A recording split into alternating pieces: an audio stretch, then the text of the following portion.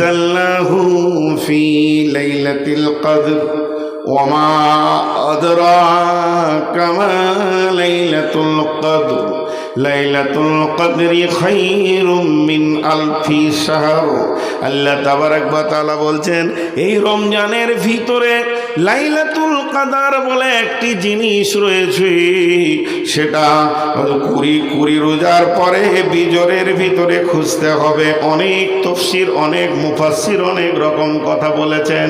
তার মানে এক কথায় বুঝলেন ওই রাতটা কত দাম। এক রাত যদি কেউ পেয়ে যায় তাহলে তার 1000 মাসের কাজ হবে। এত বড় ইবাদত আল্লাহ তাবারক ওয়া তাআলা রমজানের ভিতরে লুকিয়ে রেখেছেন। আল্লাহ অন্য জায়গায় বলছেন শাহরু রমজান আল্লাযী উনজিলা ফীহিল কুরআনু হুদাল লিন্নাস। এই মাসটা এমন মাস, এই মাসে কোরআন নাজিল হয়েছে মানুষের জন্যে, হেদায়েতের জন্যে। 21শে রমজান কোরআন নাজিল হয়েছে। এই মাসটা রমজান মাস, এই মাসটা রহমতের মাস, এই মাসটা মাগফিরাতের মাস, এই মাসটা নজুলে কোরআনের মাস, এই মাসটা হেদায়েতের মাস, এই মাসটা আপনার জিহাদের মাস। এই ইসলামের প্রথম জিহাদ হয়েছে রমজান মাসে। 17 রমজান বদরের যুদ্ধ হয়েছে। অতএব বন্ধু, এই মাসটার ভিতরে অনেক কিছু লুকানো আছে, শুধু রোজা নয়। এই মাসে কোরআন নাজিল হয়েছে, নজুলে কোরআনের মাস, কোরআনের জন্মদিন রমজান মাসে লুকানো রয়েছে। এটা তেলাওয়াতের মাস, এটা ইবাদতের মাস, এটা মাগফিরাতের মাস, এটা রহমতের মাস, এটা বরকতের মাস, এটা জিহাদের মাস, এটা হেদায়েতের মাস, এটা নূরের মাস, অন্ধকার দুরহিতের মাস। এই মাসটার অনেকগুলি সম্মান লুকানো রয়েছে, আমাদের সামনে তত্তর করে এগিয়ে আসছে। এই জন্যে কবি বলছেন এ রমজানেরই রোজাদারের দুইটি খুশি, একটি খুশি ইফতারে, অপরটি হয় আল্লাহর দিদার রোজ হাসরের প্রান্তরে। এই লাইটটা বন্ধ কর, নিতে পারি না রে বা, মাথা ধরে যায়। ওপরটে হয় আল্লাহর দিদার রোজ হাসরের প্রান্তরে।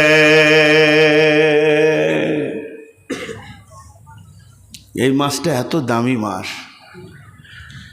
হায় আমরা অবহেলায় কেটে যাই। বোকা যারা খ্যাপা। আচ্ছা সবাই একবার বলি রমজান মাসে রোজা রাখবো ইনশাআল্লাহ। সকলে জোরে বলি রোজা রাখবো ইনশাআল্লাহ। যারা রাখবেন না হাত তুলেন। অনেকগুলো লোক রোজা রাখবে না। সকালে রোজা রাখবো ইনশাআল্লাহ। আল্লাহ আমাদেরকে রোজা রাখার তৌফিক দান করুন, আল্লাহুম্মা আমিন। কিন্তু দুঃখের কথাটা বলতে আর মন দিয়েছে না। জি, দুঃখের কথাটা বলতে আর মন দিয়েছে না। আল্লাহ তাবারক ওয়া তাআলা বলছেন যে রোজা মাসটা রহমত বরকত সব ভরা রয়েছে, কিন্তু আমরা রোজা মাসকে এত গুরুত্ব দিই না। এবার নবীজি কি বলছেন দেখি, বিসমিল্লাহির রহমানির রহিম। ক্বালা রাসূলুল্লাহ সাল্লাল্লাহু আলাইহি ওয়াসাল্লাম মান সামা রমাযানা ঈমানাও ওয়া ইহতিসাবা গুফিরা লাহু মা তাকাদ্দামা মিন জামবি ওয়া মান ক্বামা কিয়ামাল লাইলি ঈমানাও ওয়া ইহতিসাবা গুফিরা লাহু মা তাকাদ্দামা মিন জামবি ওয়া মান ক্বামা কিয়ামাল লাইলাতুল কদরি গুফিরা লাহু মা তাকাদ্দামা মিন জামবি।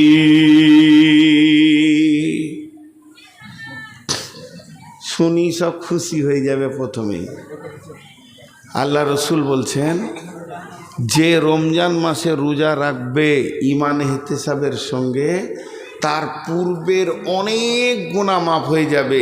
আর কেউ বলেছে সব গুনাহ মাফ। খুশি লাগলো না?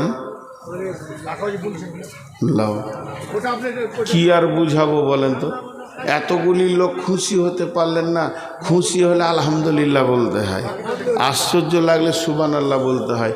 আমি আর একবার বলছি, আল্লাহ নবী বলছেন, মান সামা রমজান ঈমান ও ইহতিসাবা, যে লোকটা ঈমান ইহতিসাবের সঙ্গে রোজা রাখবে, গুফিরা লাহু মা তাকাদ্দামা মিন জামবি, তার পূর্বের যত গুনাহ আছে মাফ হয়ে যাবে।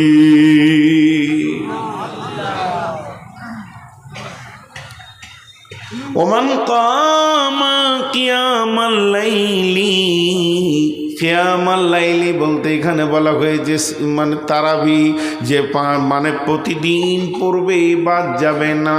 আল্লাহ তাবারাক ওয়া তাআলা বলছেন, নবীজি বলছেন, গুফিরা লাহু মা তাকাদ্দামা মিন জামবি, তার জীবনের পূর্বের অনেক গুনাহ মাফ হয়ে যাবে। জি, কত বড় খুশির কথা।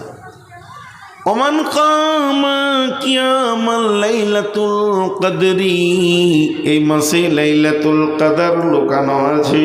যদি কেউ লাইলাতুল কদর জেগে দেয়, গুফিরা লাহু মা তাকাদ্দামা মিন জামবি, তার জীবনের পূর্বে অনেক গুনাহ মাফ হয়ে যাবে।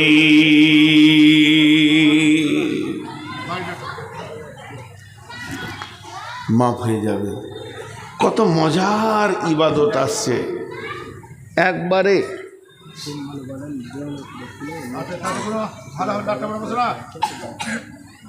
দেওনাপুর, কোন দেওনাপুর? ক্যা কার কার ক্যাম্পারার মোস্তাক নাম বলেন, মোস্তাককে ডাকছে, তিনার বাবা অসুস্থ আছে।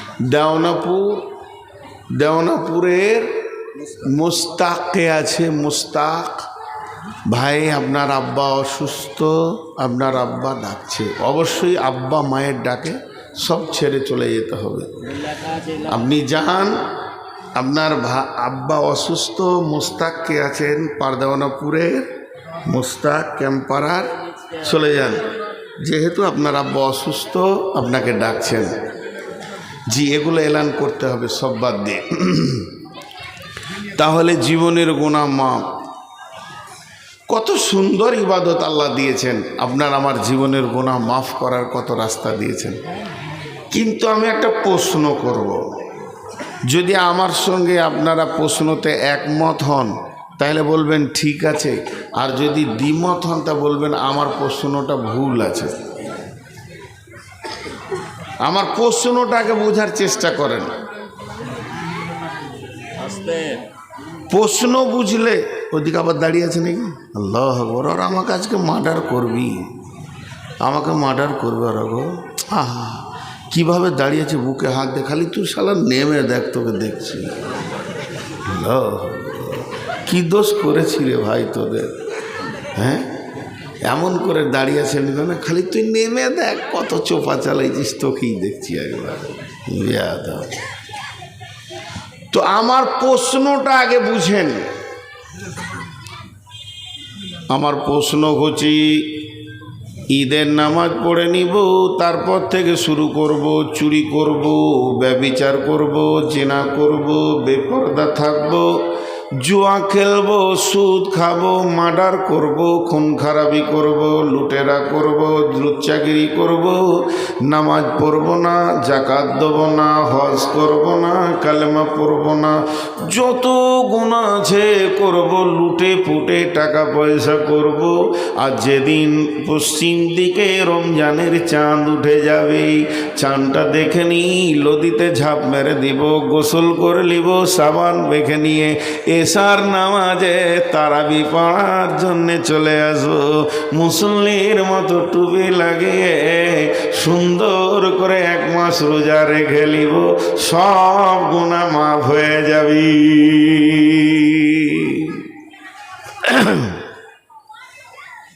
কথা বুঝাতে পেরেছি এবার? সারা বছর পাইকিরি হারে পাপ করব, ডজন ডজন পাপ, আর রোজা রেখে নিব গোনা মাপ। আর কেউ এখানে একটাও আলিম, সারা দুনিয়ার কোনো আলিম বলতে পারবে না যে হাদিসটা জাল বা জয়ীফ, যেহেতু নবীজি বলেছেন, সেই হাদিস বুখারী।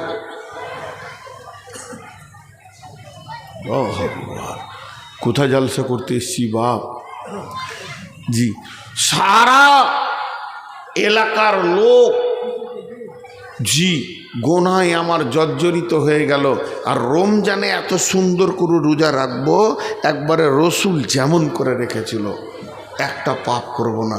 তাহলে জীবনের গুনাহ, কথা বলে না, জীবনের গুনাহ তা না, এত নামাজ পড়া কি দরকার আছে? কিন্তু আল্লাহ তাবারাক ওয়া তাআলা রসুল দুটো শর্ত করেছেন। শর্ত দুটো খুব ভালো করে শুনেন। শর্ত শর্ত শর্ত বুঝেন তো? শর্ত বুঝেন কি না? হ্যাঁ, আপনি আমাকে কি শর্ত করলেন? আপনি আমাকে শর্ত করছেন, আগামী পরশু যদি আপনি শোভাপুরে এসে জোহরের নামাজ পড়েন তো আপনার মাদ্রাসাকে 1 লাখ টাকা দিব। এখানে এসে কালকে কালকে জুমার নামাজ পড়াতে হবে আপনাকে, আর জুমা না পড়ালে টাকা পাবেন না। তো আমি চলে এসেছি শনিবার দিন, শুক্রবার বাদ দিয়ে, টাকাটা দেন। তবু তখন বলছি যে আপনার শর্ত ছিল, এখানে লেখা আছে দেখেন, যে আমি জুমার নামাজ শোভাপুর জামে মসজিদে পড়াবো, আর আমার ওয়াদা ছিল টাকা দিব।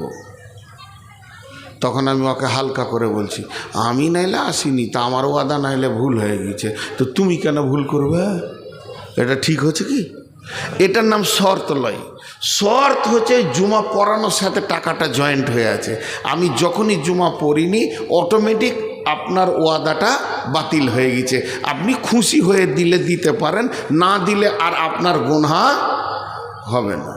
এটা বলে শর্ত। তো আল্লাহ রসুল দুটো শর্ত করেছেন, দুটো শর্ত। ওই রোজাতে গুনাহ মাপ হবে, তার জন্য দুটো শর্ত করেছেন। দেখেন, আমি শর্তগুলো দুবার করে বলবো। বিসমিল্লাহির রহমানির রহিম। মান সামা রমজানা ঈমানাও ঈমানাও ঈমানাও ওয়াহতিসাবা ওয়াহতিসাবা ওয়াহতিসাবা গুফিরা লাহু মা তাকাদ্দামা মিন জামবি। যে লোকটা রোজা রাখবে ঈমানকে, এহতেসাবকে সঙ্গে নিয়ে, ঈমান আর এহতেসাব এই দুটি জিনিসকে সঙ্গে নিয়ে রোজা রাখবে। আল্লাহর নবী বলছেন, উম্মত তুমি নিশ্চিত হয়ে যাও, তোমার গুনাহ মাফ হয়ে যাবে। এটা কি বোতলের ভিতরে? এটা কি? কিন্তু আমি বলছি শরবত। যদি শরবত হয়, এর সঙ্গে কি থাকতে হবে? চিনি যদি না থাকে, লেবু যদি না থাকে, তো ওটাকে কেউ শরবত বলবে? বলবে না। তো যে রোজাতে ওই দুটি জিনিস নাই, ঈমান আর এহতেসাব, ওটা রোজা লয়, ওটা উপোস। ঈমান আর এহতেসাব থাকতে হবে। এবার ঈমানটা কেমন? ঈমানটা কেমন? ঈমানটা কেমন? রোজা রাখছি, আমার গুনাহ মাফ হবে। আমি রোজা রাখছি, আমার গুনাহ মাফ, কথা বলে না? হবে না, হবেই। এর নাম ঈমান। হাদিসের মধ্যে আছে, বান্দা যেমন আল্লাহর প্রতি ধারণা রাখবে, বান্দা যেমন আল্লাহর প্রতি ধারণা রাখবে, আল্লাহ বান্দার সঙ্গে ওই রকম ব্যবহার করবেন। অতএব বন্ধুরে, আপনার আমার ঈমান যদি 100% থাকে, তাহলে আপনার আমার রব আপনার আমার জীবনের গুনাহকে মাফ করবেনই করবে।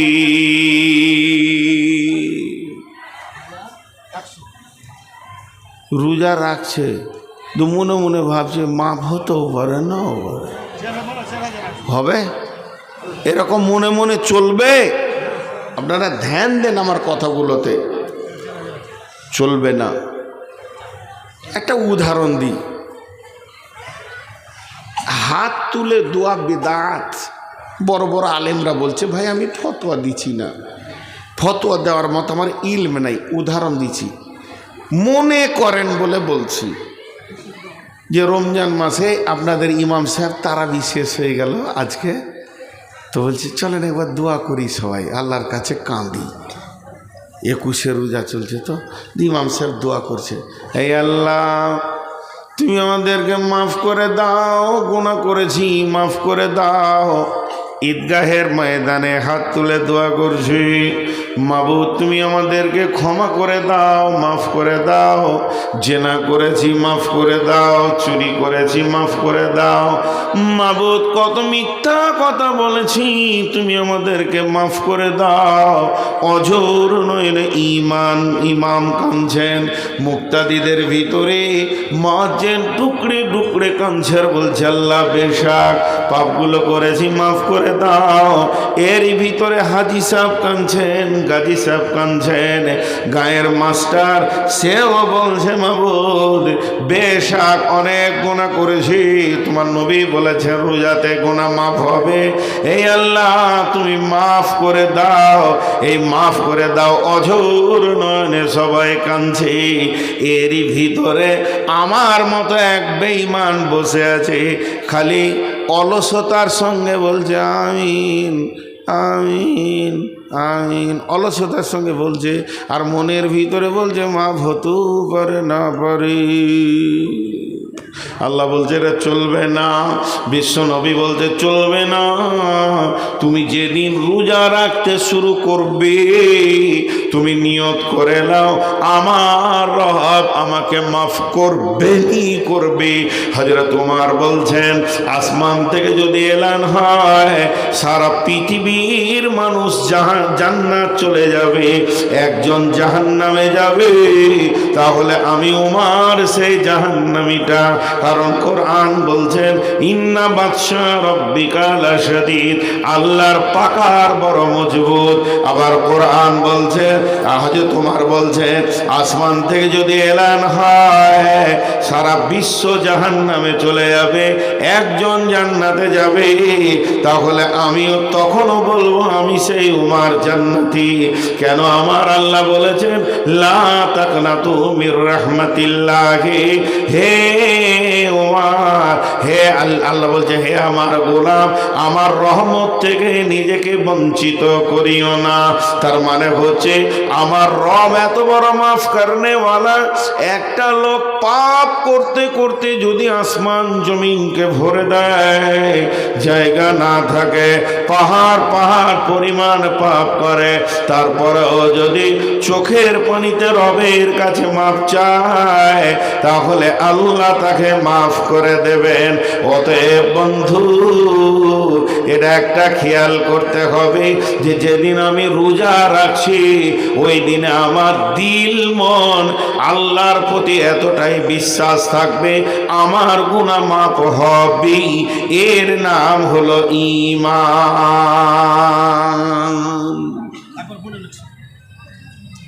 এর নাম ঈমান। ঈমানের নাম একটা উদাহরণ দিই, খুব শুনে ভালো লাগবে। আমার বাড়ি বর্ধমান, যদিও বর্ধমান বাড়ি, তো আমি বীরভূম সীমান্তে বাস করি, বোলপুরের পাশে। আমার গ্রামটা পরে 3 কিলোমিটার 4 কিলোমিটার বর্ধমান আছে, তারপরে বীরভূম শুরু।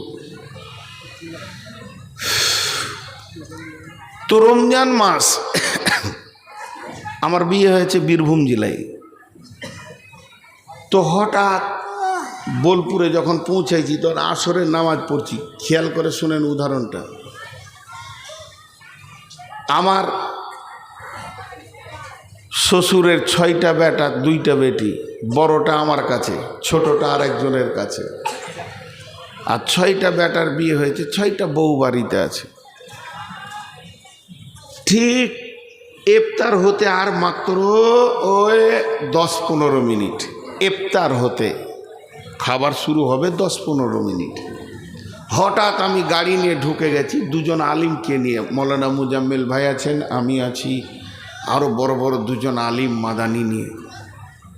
আচ্ছা, চাষি ঘর, সাদা বাটা খাবার প্রতিদিন হয়, মেহমান আসলে না হলে একটা ব্যবস্থা হয়। আর রমজান মাসের যদি 15-20 মিনিট আগে শ্বশুর ঘর ঢোকা যায় বড় বড় মানুষ নিয়ে, তো ওরা পেরেশানিতে পড়ে গেল। যেহেতু না আনি করতে বলছি, কয়ু দরকার আছে দেখো, জান খুব ধ্যান দিয়ে শুনেন। এই জায়গাটা ধ্যান দিয়ে না শুনলে ইমানের এটা খুঁজে পাবেন না। এবার আমি যখনই গাড়ি নিয়ে ঢুকেছি তা আমার শ্বশুর দেখে চমকে উঠলো, আরে সুবহানাল্লাহ, জামাইয়ের সাথে 4খানা বড় বড় মেহমান। তো 6টা ছালা 6 দিকে দৌড় মারলো। কেউ গেল মাছ আনতে, কেউ গেল মুরগি আনতে, কেউ গেল তেলে ভাজা আনতে, কেউ গেল মিষ্টি আনতে, কেউ গেল আর কিছু আনতে, ফল ফ্রুট আনতে। আর বহুরা সব দাঁতন করছিল, উজু করব, ইফতার করবো, মুড়ি টুড়ি চিড়ে যা আছে খেয়ে নিব। আর তলায় কেউ বটি নিয়ে বসলো, কেউ আলু রেসতে বসলো, কেউ পেঁয়াজ ছিলতে বসলো, কেউ রসুন কুচলাইছে। আমার শাশুড়ি বুড়ি মানুষ, সেও কষ্ট করে হাঁড়িটা নিয়ে গ্যাস জ্বালাতে গিয়েছে। একটা ঘর শান্ত ছিল, একটা ঘর শান্ত ছিল, একটা ঘর শান্ত ছিল। জামাই আসার কারণে উতাল পাতাল লেগে গেল। আর আমাকে বটুখানায় বসতে দিয়েছে। আমি আর মোজাম্মেল ভাইকে নিয়ে বসে গল্প করছি যে দালালের পাল্লায় পরে বিয়ে হয়েছে, খেতে দিতেও পারে নাও পারে সারা। আচ্ছা, এটা যদি আমার শ্বশুর শুনতে পায়, কলজেটা কেমন জ্বলবে বলেন তো? হ্যাঁ, আর একবার হ্যাঁ না বলেন। বন্ধুরা আমার, আসমান যখন পৃথিবীর বুকে রোজা ঢুকে যায়, আসমান জগৎ তোলপার হয়ে যায়। ওরে জাহান্নামের দরজা বন্ধ কর, ওরে শয়তানকে বেঁধে দে, দরজা রহমত মাগফিরাতের দরজাকে খুলে দে, আল্লাহর সামনে দফতরগুলো এনে দে। আমার গোলামেরা রোজা রাখবে আর আমি তাদের গুনাহগুলোকে মাফ করব। গোটা আসমান জগৎ, ফেরেশতা জগৎ তোলপার লেগে গেল, রই রই রই রই কাণ্ড লেগে গেল। কেননা রোজা এসেছে, রোজা এসেছে, রব তার গোলামদেরকে মাফ করবে রে। জাহান্নামের দরজায় তালা মেরে দিয়েছে, জান্নাতের দরজা খুলে দিয়েছে। তার রোজাদার বান্দারা সামনে ইফতারকে নিয়ে বসে থাকবে। এখনো 3 মিনিট আছে, মুখে পানি দেবে না। এই দৃশ্যটা আমার রব দেখবে আর তার গুনাহকে মাফ করবে। এই অবস্থাতে যদি কোনো গোলাম মনে মনে নিয়ত করে আমার গুনাহ মাফ নাও হতে পারে, তাহলে আমার রব যখন ওর দিলটা দেখবে, তাহলে আমার রবের দিলে কত আঘাত হবে। ও গুনাহগার গোলামের রে, তোরই গুনাহ মাফের জন্যই তো আমি মাছটা তৈরি করেছি। আর তোর ভিতরে এত নোংরা কথাটা এলো কি করে? এর জন্য বিশ্বনবী বলছেন, তুমি রোজা রাখবে, রাখো, ঈমানের সঙ্গে রাখো। বুঝাতে পারলাম? সকলে জোরে বলেন, পারলাম? এবার এহতেসাব বা মানা ইখতিলাস। তোর মনকে জিজ্ঞেস কর, কেন রোজা রাখছিস? তোর মনকে জিজ্ঞেস কর, তুই কেন রোজা রাখছিস? জি ভাই, তোর মনকে তুই নিজে জিজ্ঞেস কর, এমনি করে মনকে তুই কেন রোজা রাখছিস, এহতেসাব করতে হবে। একটা কথা বলি আপনাদেরকে, টিউ দেখেছেন সাইকেলের? টিউ, ওই টিউ একটা নজেল আছে, ওইখানে সিরিঞ্চি পাম্পারটা লাগিয়েছে, দিয়ে পাম্প করছে পাম্প করছে পাম্প করছে, ফস ফস ফস ফস, ক্লান্ত হয়ে বসে গেল, ফের উঠে লেগেছে, ফস ফস বসে গেল, ফের উঠে লেগেছে, এইভাবেও চালিয়ে যাচ্ছে। পাম্প পাম্প হয় না, 1.5 ঘন্টা চালিয়েছে, পাম্প হয় না। একটু বন্ধ রাখি নাকি তোমার জন্যে, একটু ফোনে কথা চলছে, আপনারা একটু সবর করে নেন, লাও বলে লাও। কত খেয়াল আমাকে রাখতে হয়। তো আপনারা আমার দিকে ধ্যান দেন, 1.5-2 ঘন্টা একটা টিউব পাম্প হবে না, পাম্প হয় না। এখন এক মুরব্বী ওইদিকে পার হয়ে যাচ্ছে, বলছে দাদু, বলে কি রে, পাম্প যে হয় না, নতুন টিউব গো, এক্ষুনি দোকান থেকে আনলাম। তো তখন ও দাদু লাঠি করে এমনি করে টিউবটা লাড়তে লাড়তে বলছে, তোর টিউব যে কাটা রে, 1 ইঞ্চি কাটা, নতুন টিউব, এদিকে তাকান, 1 ইঞ্চি কাটা, বেশি নয়। তোকে বলছে তোর টিউব যে কাটা, ও তখন হালকা করে মুচকিয়েছে, বলছে আমি কেটেছি। কথা বুঝতে পেরেছেন? ও নিজে কেটে এবার পাম্প করতে শুরু করেছে। আপনারা বলেন পাম্প হবে? সকলে জোরে বলেন হবে। 5 ঘন্টায় হবে, 5 দিনে হবে। সূরা ইয়াসিন পরে পাম্প করলে হবে কি, আইতাল কুরসি পরে পাম্প করলে হবে না। তার কারণ সারা জীবন যদি চালিয়ে যায়, কাটা টিউব পাম্প হবে না, নিজে কেটে পাম্প করতে লেগেছে। এর মতো বড় বৈজ্ঞানিক আর পৃথিবীতে নাই। আল্লাহ তাবারাক ওয়া তাআলার রাসূল বলছে এহতেসাব বা মানে ইখতিলাস, তার মানে হচ্ছে কিছু লোক আছে, আপনাদের এলাকায় আছে কিনা জানি না, এরা কাটা টিউবে পাম্প করে। কিছু লোক আছে তারা রমজান মাসের চাঁদ যেই উঠে যাবে, গোসল করে মসজিদ ঢুকে যাবে, যেদিন ঈদ হয়ে যাবে মসজিদ থেকে পালিয়ে যাবে। তার কারণ ও খালি প্রতিদিন গুনছে, আর 25টা রোজা, আর 20টা রোজা, আর 10টা রোজা, 25টা হলো 5টা রোজা, 28টা হলো আর 2টা রোজা। যখনই 30-এ চাঁদ উঠে গেল, বীর বীর বীর বীর করে মসজিদকে বলছে, মসজিদ রে অনেক আসা যাওয়া করলাম, মাফ করে দিস, বেঁচে থাকলে সামনে বছর দেখব, সময় পেলে জুমাতে দেখব, এখন চললাম ঈদগাহে গিয়ে দুপুদুবি করে নামাজ পড়ে নিল। আল্লাহ তাবারাক ওয়া তাআলার নবী বলছেন, তুই যে ঈদের পরের দিনে মসজিদ থেকে পালাবি এটা আল্লাহ ভালো করে জানে। অতএব তুই যে মালটা পালানো মাল, ভাগোড়া মাল, তুই ঢুকেছিস পাম্প মারতে, আর ওইদিকে 30 রোজার পরে টিউ কেটে রেখে দিয়েছিস।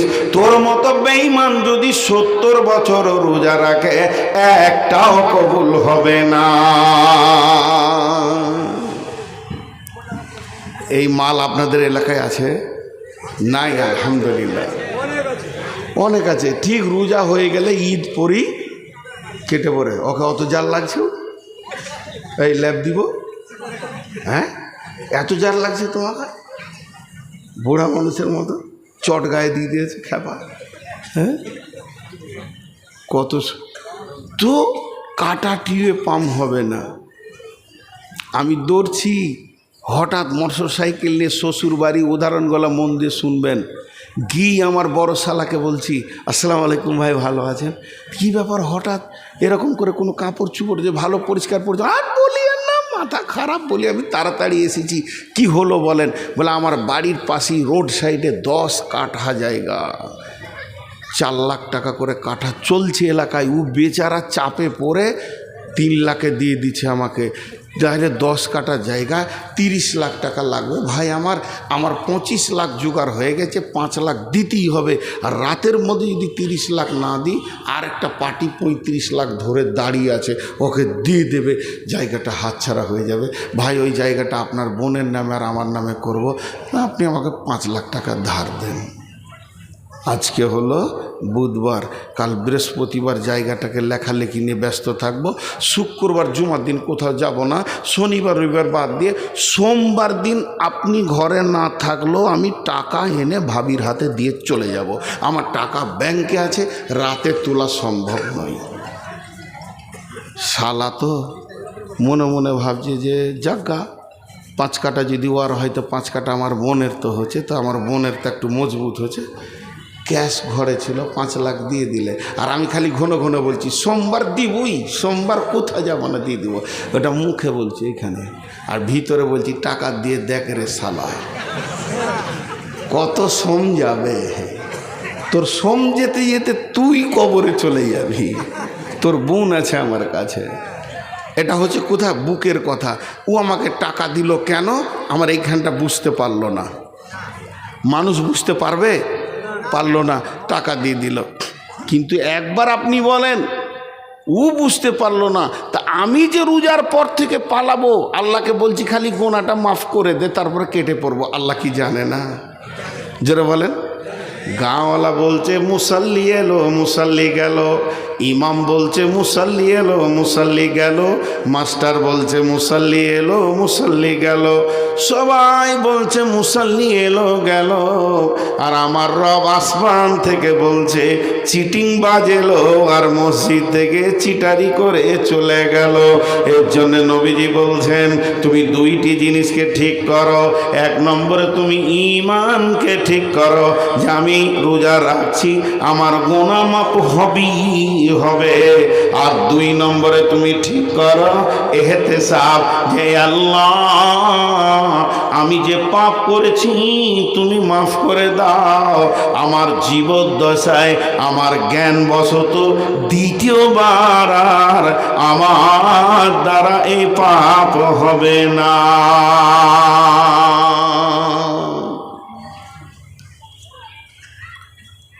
গোটাটাই রমজানের বায়ান করলাম, আমার দ্বারা দ্বিতীয়বার এই পাপ আর হবে না, তুমি মাফ করে দাও আল্লাহ আমাকে। তো নবীজি বলছে যদি এই 2টি তোমার ঠিক থাকে, এই সামনে যে রোজা আসছে, আমি 70 বছরের পাপী, আর একজন 90 বছরের পাপী, আর একজন 20 বছরের পাপী, এমন হনে পাপ নাই যেটা করিনি। চোখের পানিতে কাঁদি আর নিয়ত করি জ্ঞানবশত 2 বার আর পাপের জায়গায় পা দিব না। আল্লাহ তুমি আমার গুনাহ মাফ করো, তুমি করবি তো ওর মাফ হয়ে যাবে। কিন্তু মাপ চাইতে গেলে কিছু জিনিস মাপ হবে না, হাজার মাথা ঠুকলো।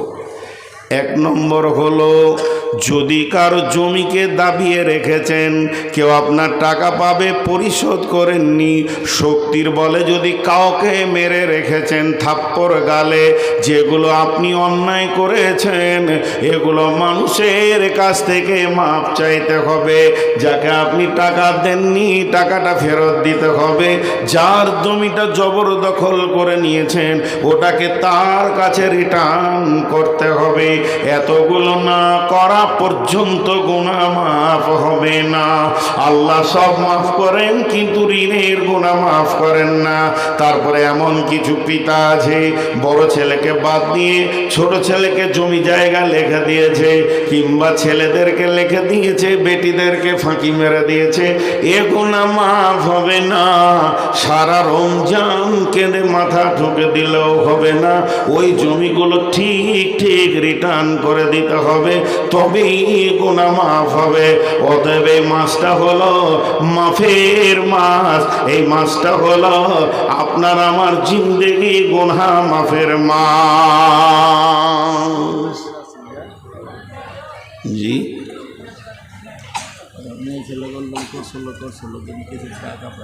কত বলো?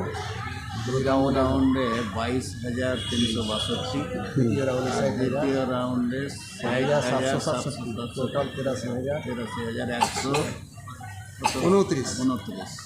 দুইবারে মেয়েরা 83,129 টাকা দিয়েছে। আলহামদুলিল্লাহ।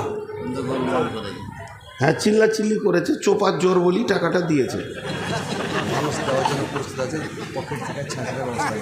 দেন, ওইদিকে সামনে ও সামনে কেন, আপনি দেন, শুরু করেন। জি, করছি। তো আমি আপনাদের কাছে বিসমিল্লাহ থেকে এই পর্যন্ত শুধু একটা বিষয়ের ওপরে কথা বললাম, সেটা হলো রমজানের রোজা। রমজানের রোজা আমাদেরকে রোজা রাখতেই হবে, যারা আমরা ফরজ। এবার কিভাবে রাখবেন, কোথা কী আছে, সুন্নত আছে, অজিব আছে, এগুলো মুফতিদার ব্যাপার। আমি শুধু ফাজাইলের ওপরে কথা বললাম। আল্লাহ আমাদের সকলকে রোজা রাখার তৌফিক দান করুন, জোরে বলেন। তো এই যে রোজার ব্যাপারে প্রায় 2 ঘন্টা হতে চলল, 10 মিনিট কম আমি যা বায়ান শুরু করেছি তাতে। তো এই 2 ঘন্টাতে শুধু একটাই জিনিস বোঝাতে পারলাম যে আমাদেরকে রোজা রাখতে হবে। জানেন, আমাদের ভিতরে অনুশোচনা নাই। ঈদ, বিশ্বনবী বলছেন, যারা রোজা রাখে না তারা যেন ঈদগাহে না আসে। আর আমাদের এখানে কি সিস্টেম আছে আপনাদের জানি না। আমাদের বর্ধমানে যারা রোজা রাখে না তারাই আবার ঈদগাহে প্রথম হাজির। ওরাই আবার হুঙ্কার মেরে বলবে টাইম হয়ে গেছে, তাড়াতাড়ি করেন। কারণ ঈদটা শেষ হলে, যখনই নামাজটা শেষ হবে, তখন বাইক নিয়ে, বেটি নিয়ে, পরের বেশটি নিয়ে রাস্তাঘাটে হিন্দু অন্য জাতির মতো রাঙা ভোজকেমা করে বেড়াবে। এর জন্যে তারা তাড়াহুড়ো করে। হযরত উমর ডুকরে ডুকরে ঈদের দিনে কাঁদছেন। সাহাবীরা প্রশ্ন করলেন, আমিরুল মুমিনিন, খলিফাতুল মুসলিমিন, আজকে হলো ঈদের দিন, আজকে আপনি কান্না করেন কেন? আমিরুল মুমিনিন বলছেন, বন্ধু, তোমাদের এই রোজা কবুল হয়ে গেছে, তোমরা তো আনন্দ করবে, আমার রোজা কবুল হয়েছে কি না আমি অনুশোচনায় আল্লাহর কাছে কাঁদছি। অতএব বন্ধু, রমজানের রোজা আল্লাহ তাবারক ওয়া তাআলা বললেন, ইয়া আইয়ুহাল্লাযীনা আমানু, হে ঈমানদারেরা, কুতিবা আলাইকুমুস সিয়ামু কামা কুতিবা আলাল্লাযীনা মিন ক্বাবলিকুম লাআল্লাকুম তাত্তাকুন। হে ঈমানদারেরা, তোমাদের ওপরে আমি রমজান মাসে রোজাকে ফরজ করে দিলাম, যেমন তোমাদের পূর্বপুরুষের ওপরে করেছিলাম, যাতে করে তোমরা মুত্তাকি হয়ে যাবে।